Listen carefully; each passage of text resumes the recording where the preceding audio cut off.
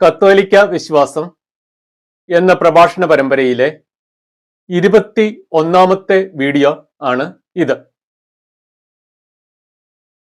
യേശു പുരുഷ സംസർഗം കൂടാതെ ഒരു കന്യകയിൽ നിന്ന് മാത്രമായി ജനിച്ചു.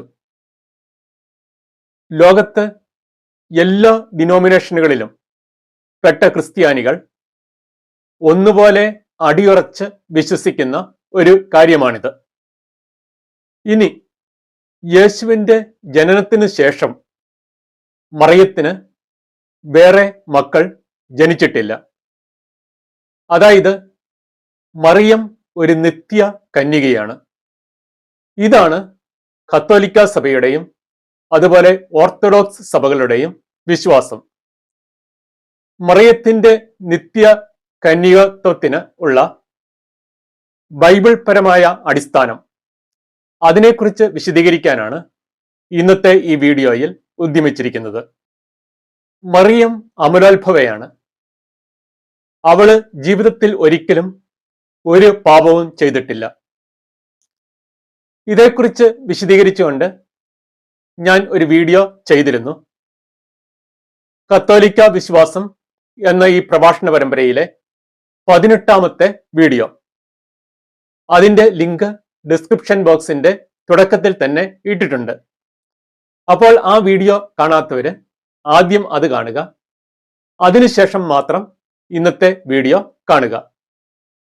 നമ്മുടെ ആദി മാതാപിതാക്കളായ ആദവും ഹവ്വയും ദൈവം വിലക്കിയിരുന്ന വൃക്ഷത്തിന്റെ ഫലം ഭക്ഷിച്ച് ആദ്യ പാപം ചെയ്തു. ആദി മാതാപിതാക്കൾ ചെയ്ത ഈ ആദ്യ പാപത്തിൽ അവരുടെ സന്തതി പരമ്പരയായ മനുഷ്യവംശം മുഴുവൻ പങ്കുപറ്റിയിരിക്കുന്നു എന്നുള്ളതാണ് ദൈവത്തിന്റെ മാനദണ്ഡം. ഇക്കാരണത്താൽ ഇന്ന് ഓരോ മനുഷ്യ ശിശുവും ജനിക്കുന്നത് ദൈവിക ജീവൻ നഷ്ടപ്പെട്ട് പാപപ്രകൃതിയോടുകൂടി, സിൻഫുൾ നേച്ചറോടുകൂടി ആണ്. ആദി മാതാപിതാക്കളുടെ ആദ്യ പാപത്തിൽ, അതായത് ആദാമിക പാപത്തിൽ, മനുഷ്യവംശത്തിലെ ഓരോ അംഗവും പങ്കുപറ്റിയിരിക്കുന്നു. ഈ പങ്കുപറ്റലിനെയാണ് നമ്മൾ ദൈവശാസ്ത്രത്തിൽ ഉത്ഭവ പാപം അല്ലെങ്കിൽ ഒറിജിനൽ സിൻ എന്ന് വിളിക്കുന്നത്. പരിശുദ്ധ തൃത്വത്തിലെ രണ്ടാം ആളായ ക്രിസ്തുവിന് മനുഷ്യനായി അവതരിക്കണമെങ്കിൽ അമലോത്ഭവയും അതുപോലെ തികച്ചും പാപരഹിതയുമായ ഒരു സ്ത്രീയുടെ സഹായം കൂടിയേ തീരുകയുള്ളൂ. അതല്ലെങ്കിൽ ഉത്ഭവപാപത്തിന്റെ ഈ പ്രശ്നം അത് ക്രിസ്തുവിനെ സംബന്ധിച്ചും ഉണ്ടാകും. ക്രിസ്തുവും ആദാമിക പാപത്തിൽ പങ്കുപറ്റി എന്ന് പറയേണ്ടി വരും. എന്നാൽ ദൈവപുത്രനായ ക്രിസ്തുവിനെ സംബന്ധിച്ച് ഇത് തികച്ചും അസാധ്യമായ ഒരു കാര്യമാണ്. അതിനാല് ക്രിസ്തുവിന്റെ മനുഷ്യാവതാരം എന്ന ലക്ഷ്യത്തെ മുൻനിർത്തി ദൈവം അനാദിയിൽ തന്നെ മറിയം എന്ന സ്ത്രീയെ തിരഞ്ഞെടുത്തു. മറിയം ജനിച്ചത് പാപികളായ മാതാപിതാക്കളിൽ നിന്നാണ്. അതിനാല് ആദാമിക പാപത്തിൽ തീർച്ചയായും മറിയവും പങ്കുപറ്റുന്നുണ്ട്. എന്നാല് മറിയം അവളുടെ അമ്മയുടെ ഉദരത്തിൽ ഉരുവായ ആദ്യ നിമിഷത്തിൽ തന്നെ ക്രിസ്തുവിന്റെ നിറവേറാൻ ഇരിക്കുന്ന കുരിശുമരണത്തിന്റെ യോഗ്യതയെ മുന്നിൽ കണ്ടുകൊണ്ട് ദൈവം അവളുടെ ഉത്ഭവപാപം ക്ഷമിച്ചു. അമ്മയുടെ ഉദരത്തിൽ ഉരുവായതിന്റെ ആദ്യ നിമിഷം മുതൽ ആദാമിക പാപത്തിന്റെ എല്ലാ പരിണിത ഫലങ്ങളിൽ നിന്നും ദൈവകൃപയാല് മറിയം കാത്ത് സംരക്ഷിക്കപ്പെട്ടു. ജീവിതത്തിൽ ഒരിക്കലും അവള് പാപം ചെയ്യുവാൻ ഇടവന്നിട്ടില്ല. ഇനി ആദി മാതാപിതാക്കൾ ആദ്യ പാപം ചെയ്യാതെ തന്നെ കുഞ്ഞുങ്ങൾക്ക് ജന്മം നൽകി എന്ന് കരുതുക. അങ്ങനെയെങ്കിൽ അവർക്ക് ഉത്ഭവപാപത്തിന്റെ പ്രശ്നം ഉണ്ടാവുകയില്ല. അതായത് ഹവ്വ വിലക്കപ്പെട്ട വൃക്ഷത്തിന്റെ ഫലം തിന്നാതെ ഒരു കുഞ്ഞിന് ജന്മം നൽകിയാൽ ആ കുഞ്ഞിന് ഉത്ഭവപാപത്തിന്റെ പ്രശ്നം ഉണ്ടാകത്തില്ല. വ്യക്തിപരമായി നമ്മൾ മറിയത്തിലേക്ക് നോക്കുമ്പോൾ മറിയം വിലക്കപ്പെട്ട വൃക്ഷത്തിന്റെ ഫലം തിന്നാത്ത ഹവ്വായെ പോലെയാണ്.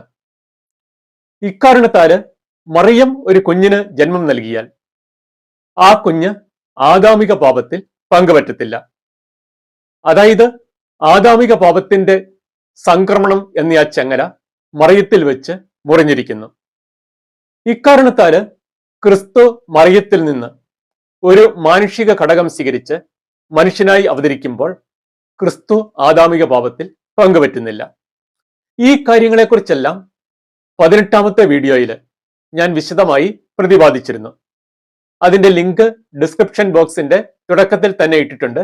നിങ്ങൾ ആ വീഡിയോ കാണുക. ഇനി നമുക്ക് ജോസഫിന്റെയും മറിയത്തിന്റെയും കാര്യത്തിലേക്ക് വരാം. ജോസഫ് നമ്മെപ്പോലെ തന്നെ പാപിയായ ഒരു മനുഷ്യനാണ്. ആദാമിക പാപത്തിൽ ജോസഫ് പങ്കുപറ്റുന്നുണ്ട്. ജനിച്ചതിന് ശേഷം ജീവിതത്തിൽ വേറെയും പാപങ്ങൾ ചെയ്തു. അതിനാല് ജോസഫ് ഒരു കുഞ്ഞിന് ജന്മം നൽകിയാൽ ആ കുഞ്ഞിന് ഉത്ഭവ പാപം ഉണ്ടാകും. ആ കുഞ്ഞ് ആദാമിക പാപത്തിൽ പങ്കുപറ്റുകയും ചെയ്യും. നമ്മൾ പറഞ്ഞു, മറിയം വിലക്കപ്പെട്ട വൃക്ഷത്തിന്റെ ഫലം തിന്നാത്ത ഹവ്വായെ പോലെയാണ്. അവള് അമലോത്ഭവയാണ്, പാപരഹിതയാണ്. അതിനാല് മറിയം ഒരു കുഞ്ഞിന് ജന്മം നൽകിയാൽ ആ കുഞ്ഞിന് ഉത്ഭവ പാപം ഉണ്ടാകത്തില്ല. ആദാമിക പാപത്തിൽ ആ കുഞ്ഞ് പങ്കുപറ്റത്തില്ല. ഇനി മറിയത്തിനും ജോസഫിനും കൂടി ഒരു കുഞ്ഞ് ജനിച്ചാലോ? ആ കുഞ്ഞിന്റെ കാര്യം എങ്ങനെയായിരിക്കും? ഇവിടെ രണ്ട് സാധ്യതകൾ നമ്മുടെ മുമ്പിലുണ്ട്. ജോസഫിനും മറിയത്തിനും കൂടി ഒരു കുഞ്ഞ് ജനിക്കുന്നു എന്ന് കരുതുക. വേണമെങ്കിൽ ഈ കുഞ്ഞ് മറിയത്തിന്റെ ഉദരത്തിൽ ഉരുവാകുന്ന ആദ്യ നിമിഷത്തിൽ തന്നെ ജോസഫിന്റെ പിതൃത്വത്തിന്റെ, അതായത് ഫാദർഹുഡ്, അതിന്റെ അയോഗ്യതകള് യേശുവിന്റെ നിറവേറാൻ ഇരിക്കുന്ന കുരിശുമരണത്തിന്റെ യോഗ്യതയെ മുന്നിൽ കണ്ടുകൊണ്ട് ക്ഷമിച്ച് ഈ കുഞ്ഞിനും ദൈവത്തിന് അമലോത്ഭവത്വം നൽകാം. എന്നാൽ ഇത് തികച്ചും ആവശ്യമില്ലാത്ത ഒരു കാര്യമാണ്. മനുഷ്യവംശത്തിന്റെ രക്ഷാകര പദ്ധതിയെ സംബന്ധിച്ച് ഇങ്ങനെയൊന്നിന്റെ ഒരു ആവശ്യവുമില്ല. മാത്രമല്ല, ഇത് സ്ഥിതിഗതികൾ കൂടുതൽ സങ്കീർണമാക്കുകയാണ് ചെയ്യുന്നത്. ഇനി മറ്റൊരു സാധ്യത ഇതാണ്: ജോസഫിനും മറിയത്തിനും കൂടി ജനിക്കുന്ന കുഞ്ഞ് ആദാമിക പാപത്തിൽ പങ്കുപറ്റി തികച്ചും പാപപ്രകൃതിയോടുകൂടെ തന്നെ ജനിക്കുക. എന്നാല് അമലോത്ഭവയും ദൈവമാതാവുമായ ഒരു സ്ത്രീ, ദൈവപുത്രന് ജന്മം നൽകിയ സ്ത്രീ, പാപികളായ മക്കൾക്ക് ജന്മം കൊടുക്കുന്നത് തികച്ചും ഉചിതമല്ലാത്ത ഒരു കാര്യമാണ്. ദൈവത്തെ സംബന്ധിച്ച് പോലും ഇത് അപമാനകരം അല്ലെങ്കിൽ ഡിസ്ഗ്രേസ് ആണ്. അപ്പോൾ ഇത്രയും പറഞ്ഞതിൽ നിന്ന് നമുക്ക് ഒരു കാര്യം മനസ്സിലാക്കാം. അതായത് യേശുവിന്റെ ജനനത്തിന് ശേഷം മറിയത്തിനും ജോസഫിനും കൂടി വേറെ മക്കൾ ജനിക്കാതിരിക്കുന്നതാണ് ഏറ്റവും ഉചിതമായിട്ടുള്ള കാര്യം. അതായത് മറിയം നിത്യ കന്യകയാണ്. അപ്പോൾ ഒരു സംശയം ഉദിച്ചേക്കും, പിന്നെ എന്തിനാണ് ജോസഫിനെ മറിയത്തിന് ദൈവം ഭർത്താവായി നൽകിയത്? ഇതേക്കുറിച്ച് നമുക്ക് അല്പം ചിന്തിക്കാം. യേശുവിന്റെ 3 വർഷത്തെ പരസ്യ ജീവിതത്തിന്റെ ഇടയിൽ യേശു നിരവധി അത്ഭുതങ്ങൾ പ്രവർത്തിച്ചു, രോഗശാന്തികൾ നൽകി, മരിച്ചവരെ വരെ യേശു ഉയർപ്പിച്ചിട്ടുണ്ട്. എന്നിട്ടും നിരവധി യഹൂദർ യേശുവിൽ വിശ്വസിച്ചില്ല. യേശുവിന് മാനസിക വിഭ്രാന്തി പിടിപെട്ടു എന്നുവരെ അവർ പറഞ്ഞു. 3 വർഷത്തെ പരസ്യ ജീവിതത്തിന്റെ അവസാനം യേശുവിനെ അവർ കുരിശിൽ തറയ്ക്കുകയും ചെയ്തു. ഇനി പരിശുദ്ധാത്മാവിന്റെ അത്ഭുത പ്രവർത്തനത്താൽ മറിയത്തിന്റെ ഉദരത്തിൽ യേശു ഉരുവായി. ഇനി ദൈവം ജോസഫിനെ മറിയത്തിന് ഭർത്താവായി നൽകുന്നില്ല എന്നിരിക്കട്ടെ. അങ്ങനെയെങ്കിൽ മറിയം ഗർഭിണിയായി കഴിയുമ്പോൾ ആളുകൾ എന്ത് വിചാരിക്കും? ഈ ശിശു വ്യഭിചാരത്തിൽ ജനിച്ചതാണ് എന്ന് അവര് കരുതത്തുള്ളൂ. തന്റെ ഉദരത്തില് പരിശുദ്ധാത്മാവ് അത്ഭുതകരമായി നിക്ഷേപിച്ച ശിശുവാണ് ഇത് എന്ന് പറഞ്ഞു കഴിഞ്ഞാൽ അന്നത്തെ യഹൂദർ ഒരിക്കലും അത് മുഖവിലയ്ക്ക് എടുക്കത്തില്ല. മാത്രമല്ല, വ്യഭിചാരത്തിൽ പിടിക്കപ്പെടുന്ന സ്ത്രീകളെ കല്ലെറിയണം എന്നുള്ള മോശയുടെ നിയമവും സമൂഹത്തിൽ നിലനിൽക്കുന്നുണ്ട്. അതിനാല് യേശുവിന് ചിലപ്പോൾ ജനിക്കാൻ തന്നെ സാധിച്ചില്ല എന്ന് വരും. ഇനി നമുക്ക് ഇക്കാര്യങ്ങൾ അവഗണിക്കാം.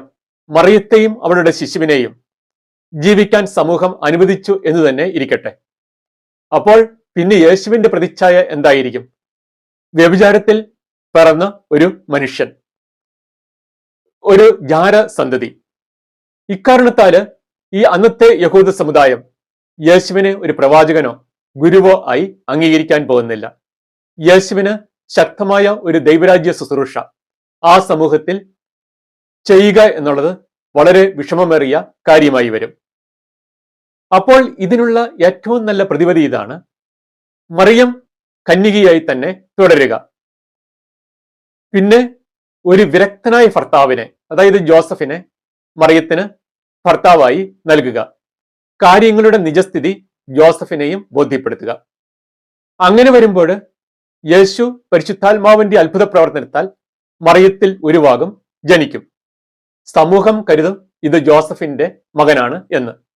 പിന്നെ യേശുവിന് ആ സമൂഹത്തിൽ ഒരു ദൈവരാജ്യ ശുശ്രൂഷ ചെയ്യുക വളരെ വിഷമമേറിയ കാര്യമായിരിക്കില്ല. അപ്പോൾ നമുക്ക് ഒരു സംശയം ഉദിച്ചേക്കും: ഒരു പുരുഷൻ തന്റെ ഭാര്യയെ കന്യകയായി സൂക്ഷിക്കുന്നത് യഹൂദ സമുദായത്തില് തികച്ചും അസാധാരണമായ ഒരു കാര്യമല്ലേ എന്ന്. എന്നാൽ നമ്മൾ ഒരു കാര്യം മനസ്സിലാക്കണം: പുരുഷ സംസർഗം കൂടാതെ ഒരു കുഞ്ഞ് ഒരു കന്യകയിൽ നിന്ന് മാത്രമായി ജനിക്കുക എന്ന് പറയുന്നത് എത്രയോ അസാധാരണമായ കാര്യമാണ്. അതുമായി താരതമ്യം ചെയ്യുമ്പോൾ ഒരു പുരുഷൻ തന്റെ ഭാര്യയെ കന്യകയായി സൂക്ഷിക്കുന്നത് വലിയ അസാധാരണത്വമുള്ള കാര്യമൊന്നുമല്ല. അതായത് മനുഷ്യവംശത്തിന്റെ രക്ഷാകര പദ്ധതിക്ക് വേണ്ടി ജോസഫിന് ഇങ്ങനെയൊരു കാര്യം ചെയ്യേണ്ടതായി വന്നു എന്ന് മാത്രം. എന്നാൽ വചനം നമ്മൾ സൂക്ഷ്മമായി പരിശോധിക്കുകയാണെങ്കിൽ ഒരു പുരുഷൻ തന്റെ ഭാര്യയെ കന്യകയായി സൂക്ഷിക്കുന്നത് അന്നത്തെ യഹൂദ സമുദായത്തിൽ അത്ര അസാധാരണമായ ഒന്ന് അല്ല എന്ന് കാണാനായിട്ട് സാധിക്കും. കൊറിന്തോസ്കാർക്കുള്ള 1-ാം ലേഖനത്തിൽ നിന്നുള്ള ഒരു വചനഭാഗം നിങ്ങൾ ശ്രദ്ധിക്കുക. ഒരുവന് തന്റെ കന്യകയോട് സംയമനത്തോടുകൂടി പെരുമാറാൻ സാധിക്കുകയില്ലെന്ന് തോന്നിയാൽ അവൾ യൗവനത്തിന്റെ വസന്തം പിന്നിട്ടവളെങ്കിലും അനിവാര്യമെങ്കിൽ അവന്റെ ഹിതം പോലെ പ്രവർത്തിക്കട്ടെ. അവർ വിവാഹം കഴിക്കട്ടെ, അത് പാപമല്ല. എന്നാൽ ആത്മ സംയമനം പാലിക്കാൻ ബുദ്ധിമുട്ടില്ലാത്ത ആരെങ്കിലും തന്റെ കന്യകയെ കന്യകയായി തന്നെ സൂക്ഷിക്കാൻ ദൃഢനിശ്ചയം ചെയ്യുന്നെങ്കിൽ അവന്റെ പ്രവൃത്തി ഉത്തമമാണ്. പൗലോസ്ലിഹ കൊറിന്തോസ്കാർക്ക് എഴുതിയ 1-ാം ലേഖനത്തിൽ നിന്നുള്ള ഈ ഭാഗം വായിച്ചാൽ നമുക്കൊരു കാര്യം മനസ്സിലാകും: ഒരു പുരുഷൻ തന്റെ ഭാര്യയെ കന്യകയായി സൂക്ഷിക്കുന്നത് അന്നത്തെ ആ സമുദായത്തിൽ അത്ര അപൂർവമായ ഒരു കാര്യമല്ല. ഇനി ക്രിസ്തു മറിയത്തിന്റെ ഉദരത്തിൽ ഉരുവാകാൻ പോകുന്ന ആ വാർത്ത, അത് മറിയത്തെ അറിയിക്കാനായി ഗബ്രിയേൽ ദൈവദൂതൻ മറിയത്തിന് പ്രത്യക്ഷപ്പെടുന്നുണ്ട്. ആ ഭാഗം ലൂക്കായുടെ സുവിശേഷത്തിൽ നിന്ന് ഞാൻ വായിക്കാം, നിങ്ങൾ ശ്രദ്ധിക്കുക. 6-ാം മാസം ഗബ്രിയേൽ ദൂതൻ ഗലീലിയിൽ നസ്രത്ത് എന്ന പട്ടണത്തിൽ ദാവീദിന്റെ വംശത്തിൽപ്പെട്ട ജോസഫ് എന്നു പേരായ പുരുഷനുമായി വിവാഹ നിശ്ചയം ചെയ്തിരുന്ന കന്യകയുടെ അടുത്തേക്ക് ദൈവത്താൽ അയക്കപ്പെട്ടു. അവളുടെ പേര് മറിയം എന്നായിരുന്നു. ദൂതൻ അവളോട് പറഞ്ഞു: മറിയമേ, നീ ഭയപ്പെടേണ്ട, ദൈവസന്നിധിയിൽ നീ കൃപ കണ്ടെത്തിയിരിക്കുന്നു. നീ ഗർഭം ധരിച്ച് ഒരു പുത്രനെ പ്രസവിക്കും. നീ അവന് യേശു എന്ന് പേരിടണം. അവൻ വലിയവനായിരിക്കും, അത്യുന്നതന്റെ പുത്രൻ എന്ന് വിളിക്കപ്പെടും. മറിയം ദൂതനോട് പറഞ്ഞു: ഇതെങ്ങനെ സംഭവിക്കും? ഞാൻ പുരുഷനെ അറിയുന്നില്ലല്ലോ. ഇവിടെ ദൂതൻ മറിയത്തോട് പറഞ്ഞു: നീ ഗർഭം ധരിച്ച് ഒരു പുത്രനെ പ്രസവിക്കും. നീ അവന് യേശു എന്ന് പേരിടണം. ഉടനെ മറിയം നൽകുന്ന മറുപടി ഇതാണ്: ഇതെങ്ങനെ സംഭവിക്കും? ഞാൻ പുരുഷനെ അറിയുന്നില്ലല്ലോ. ഈ മറുപടി തികച്ചും അസാധാരണത്വം ഉള്ള ഒന്നാണ്. ഒരു ഉദാഹരണത്തിന്റെ സഹായത്തോടെ ഞാനത് വിശദീകരിക്കാം. നമ്മുടെ സമൂഹത്തിൽ ഉള്ള ഒരു സാധാരണ പെൺകുട്ടി, അവൾക്ക് വിവാഹപ്രായമായി, വിവാഹ നിശ്ചയം കഴിഞ്ഞു, ഒത്തുകല്യാണവും കഴിഞ്ഞു. ഇനി കുറെ ദിവസങ്ങൾ കഴിയുമ്പോൾ വിവാഹമാണ്. ഈ സമയത്ത് ഈ പെൺകുട്ടിയുടെ മുൻപിൽ ഒരു മാലാഖ പ്രത്യക്ഷപ്പെട്ടു. എന്നിട്ട് അവളോട് പറഞ്ഞു: നീ ഗർഭം ധരിച്ച് ഒരു പുത്രനെ പ്രസവിക്കും. നീ അവന് മാർട്ടിൻ എന്ന് പേരിടണം. എന്തായിരിക്കും ആ പെൺകുട്ടി ചിന്തിക്കാൻ പോകുന്നത്? അവൾ ഇങ്ങനെ കരുതുകയുള്ളൂ: അതായത് കുറെ ദിവസം കൂടി കഴിയുമ്പോൾ എന്റെ വിവാഹം കഴിയും, പിന്നെ ഒരു കൊല്ലമൊക്കെ കഴിയുമ്പോഴേക്കും എനിക്ക് ഒരു പുത്രൻ ജനിക്കും. ഞാൻ അവന് മാർട്ടിൻ എന്ന് പേരിടേണ്ടിയിരിക്കുന്നു. ഇങ്ങനെ മാത്രമേ ആ പെൺകുട്ടി ചിന്തിക്കത്തുള്ളൂ. ഇനി നമുക്ക് ലൂക്കായുടെ സുവിശേഷത്തിലേക്ക് വരാം. മറിയം ജോസഫ് എന്ന പുരുഷനുമായി വിവാഹ നിശ്ചയം കഴിഞ്ഞിരിക്കുന്ന സ്ത്രീയാണ്. വിവാഹ നിശ്ചയം എന്ന് പറയുന്നത് യഹൂദരെ സംബന്ധിച്ച് വളരെ പ്രധാനപ്പെട്ട ഒരു കാര്യമാണ് താനും. വിവാഹം നടന്നതിന് തുല്യമായ ഒന്നാണ് ഈ വിവാഹ നിശ്ചയം. ആ അവസരത്തിലാണ് ഗബ്രിയേൽ മാലാഖ മറിയത്തിന് പ്രത്യക്ഷപ്പെട്ട് ഇങ്ങനെ പറയുന്നത്, നീ ഗർഭം ധരിച്ച് ഒരു പുത്രനെ പ്രസവിക്കും. സാധാരണഗതിയിൽ മറിയം ഇങ്ങനെ ചിന്തിക്കാൻ വഴിയുള്ളൂ, അധികം താമസിയാതെ തന്നെ ജോസഫുമായുള്ള എന്റെ വിവാഹം നടക്കും, അപ്പോൾ ഞങ്ങൾക്ക് ഒരു കുഞ്ഞ് ജനിക്കും, ഞാൻ അവന് യേശു എന്ന് പേരിടേണ്ടിയിരിക്കുന്നു. എന്നാൽ ഇവിടെ കാണുക, എത്ര അസാധാരണമായ ഒരു മറുപടിയാണ് മറിയം ദൂതന് നൽകുന്നത്. ഇതെങ്ങനെ സംഭവിക്കും? ഞാൻ പുരുഷനെ അറിയുന്നില്ലല്ലോ. മറിയം ഇങ്ങനെയൊരു മറുപടി പറയണമെങ്കിൽ അതിന്റെ പശ്ചാത്തലം ഇതായിരിക്കണം. അതായത് മറിയം ഒരു നിത്യകന്യകയായിരിക്കണം എന്ന കാര്യത്തിൽ വളരെ ഉറച്ച ഒരു തീരുമാനം അല്ലെങ്കിൽ ഒരു സമർപ്പണം മറിയം എടുത്തിട്ടുണ്ടായിരിക്കണം. ഇക്കാര്യത്തിൽ പരിശുദ്ധാത്മാവ് നൽകുന്ന വളരെ ഉന്നതമായ ഒരു ബോധ്യവും മറിയത്തിന് ഉണ്ടായിരിക്കണം. ജോസഫ് മറിയത്തെ വിവാഹം കഴിക്കാൻ തീരുമാനിച്ചു, എങ്കിലും മറിയത്തെ കന്യകയായിട്ട് തന്നെ സൂക്ഷിക്കണം എന്നുള്ള ആ ദൈവഹിതം അത് ജോസഫിനും മനസ്സിലായിട്ടുണ്ടായിരിക്കണം. ഇങ്ങനെയൊരു പശ്ചാത്തലത്തിൽ മാത്രമേ മറിയത്തിന് മേൽപ്പറഞ്ഞ രീതിയിൽ ദൈവദൂതനോട് മറുപടി പറയാൻ സാധിക്കത്തുള്ളൂ. ഇതെങ്ങനെ സംഭവിക്കും? ഞാൻ പുരുഷനെ അറിയുന്നില്ലല്ലോ. അപ്പോൾ ലൂക്കായുടെ സുവിശേഷത്തിലെ ഈ വചനഭാഗത്തു നിന്ന് നമ്മൾ മനസ്സിലാക്കേണ്ടത് നിത്യ കന്യകയാണ് മറിയം എന്ന് തന്നെയാണ്. ഇനി മത്തായിയുടെ സുവിശേഷത്തിൽ നിന്നുള്ള ഒരു ഭാഗം നിങ്ങളിൽ സംശയം ഉണർത്താൻ സാധ്യതയുണ്ട്. ഞാനത് വായിക്കാം. ജോസഫ് നിദ്രയിൽ നിന്നുണർന്ന് കർത്താവിന്റെ ദൂതൻ കൽപ്പിച്ചതുപോലെ പ്രവർത്തിച്ചു. അവൻ തന്റെ ഭാര്യയെ സ്വീകരിച്ചു. പുത്രനെ പ്രസവിക്കുന്നത് വരെ അവളെ അവൻ അറിഞ്ഞില്ല. ഇവിടെ പറഞ്ഞിരിക്കുന്നു, ജോസഫ് പുത്രനെ പ്രസവിക്കുന്നത് വരെ മറിയത്തെ അറിഞ്ഞില്ല എന്ന്. അതായത് മറിയവുമായി ശാരീരിക ബന്ധത്തിൽ ഏർപ്പെട്ടില്ല എന്ന്. അപ്പോൾ പുത്രനെ പ്രസവിച്ചതിന് ശേഷം ജോസഫും മറിയവും തമ്മിൽ ശാരീരിക ബന്ധത്തിൽ ഏർപ്പെട്ടോ? ഇവിടെ ആ വരെ എന്നുള്ള വാക്കാണ് പ്രശ്നം. മത്തായിയുടെ സുവിശേഷം ആദ്യമായി എഴുതപ്പെട്ടത് അറമായ ഭാഷയിലാണ്. എന്നാൽ അറമായിക്കിലുള്ള മൂലകൃതി നമുക്ക് ലഭിച്ചിട്ടില്ല. ഗ്രീക്ക് പരിഭാഷ മാത്രമേ ലഭിച്ചിട്ടുള്ളൂ. ഗ്രീക്ക് ബൈബിളില് ഹെയോസ് എന്നൊരു പദമാണ് ഇവിടെ വരെ എന്ന് തർജ്ജിമ ചെയ്ത് വെച്ചിരിക്കുന്നത്. ഈ ഹെയോസ് എന്ന ആ പദത്തിന്റെ പ്രയോഗം മറിയം നിത്യകന്യകയാണെന്നോ നിത്യകന്യകയല്ലെന്നോ തെളിയിക്കുന്ന രീതിയിൽ ഉള്ള ഒന്നല്ല. ഇനി മത്തായിയുടെയും മർക്കോസിന്റെയും സുവിശേഷത്തിൽ യേശുവിന്റെ സഹോദരന്മാരുടെ ലിസ്റ്റ് തന്നിരിക്കുന്നു. സഹോദരിമാരെ കുറിച്ചും പറയുന്നുണ്ട്. ആ ഭാഗം ഒന്ന് വായിക്കാം, ശ്രദ്ധിക്കുക. ഇവൻ ആ തച്ചന്റെ മകനല്ലേ? മറിയമല്ലേ ഇവന്റെ അമ്മ? യാക്കോബ്, ജോസഫ്, ശിമയോൻ, യൂദാസ് എന്നിവരല്ലേ ഇവന്റെ സഹോദരന്മാർ? ഇവന്റെ സഹോദരിമാരെല്ലാം നമ്മുടെ കൂട്ടത്തിലുണ്ടല്ലോ. ഇവൻ മറിയത്തിന്റെ മകനും യാക്കോബ്, യോസെ, യൂദാസ്, ശിമയോൻ എന്നിവരുടെ സഹോദരനുമായ മരപ്പണിക്കാരനല്ലേ? ഇവന്റെ സഹോദരിമാരും ഇവിടെ നമ്മുടെ കൂടെ ഇല്ലേ? ഇവിടെ മത്തായിയുടെയും മർക്കോസിന്റെയും സുവിശേഷത്തില് യേശുവിന്റെ 4 സഹോദരന്മാരുടെ പേര് പറഞ്ഞിരിക്കുന്നു. സഹോദരിമാർ എന്നും പറഞ്ഞിരിക്കുന്നു. ലിസ്റ്റ് തന്നിട്ടില്ല. ബഹുവചനം ഉപയോഗിച്ചിരിക്കുന്നത് കൊണ്ട് കുറഞ്ഞത് 2 പേരെങ്കിലും ഉണ്ടായിരിക്കണം.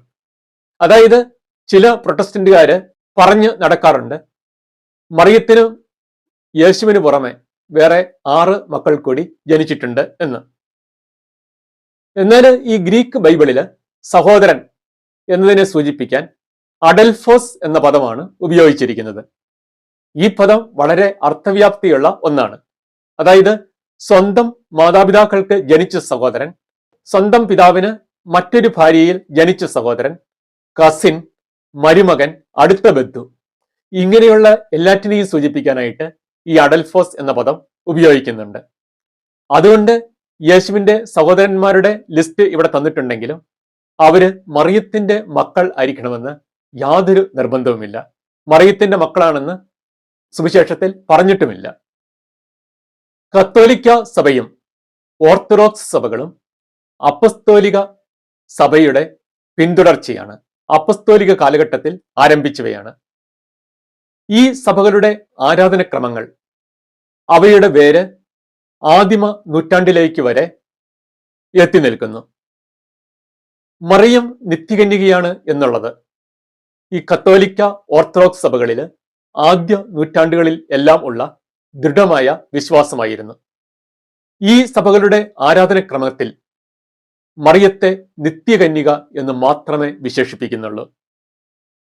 AD 380 ഹെൽവിദിയൂസ് എന്ന് പറയുന്ന ഒരാളാണ് ആദ്യമായിട്ട് മറിയം നിത്യകന്യകയല്ല എന്ന ഒരു അഭിപ്രായം ഉന്നയിച്ചത്. എന്നാൽ സഭാപിതാവായ ജെറോം AD 383 ഇതിനെ ഖണ്ഡിച്ചുകൊണ്ട് ഒരു പുസ്തകം എഴുതി. Against Helvidius, the perpetual virginity of the blessed Virgin Mary. ഈ പുസ്തകം പ്രസിദ്ധീകൃതമായതിനു ശേഷം പിന്നെ മറിയം നിത്യകന്യകയല്ലെന്ന് ആരും തന്നെ പറഞ്ഞിട്ടില്ല. 16-ാം നൂറ്റാണ്ട് ആയപ്പോഴേക്കും പ്രൊട്ടസ്റ്റന്റ് നവീകരണം ക്രൈസ്തവ ലോകത്ത് രംഗപ്രവേശനം ചെയ്തു. ആദ്യകാല പ്രൊട്ടസ്റ്റന്റ് നേതാക്കളായ Martin Luther, John Calvin, Ulrich Zwingli തുടങ്ങിയ എല്ലാവരും മറിയം നിത്യ കന്യകയാണെന്ന് വിശ്വസിച്ചിരുന്നു. പിന്നെ ഈ അടുത്ത നൂറ്റാണ്ടുകളിലുള്ള പ്രൊട്ടസ്റ്റന്റുകാരാണ് മറിയത്തിന് യേശുവിന് പുറമെ വേറെ മക്കളുണ്ട് എന്ന് പറഞ്ഞു തുടങ്ങിയത്.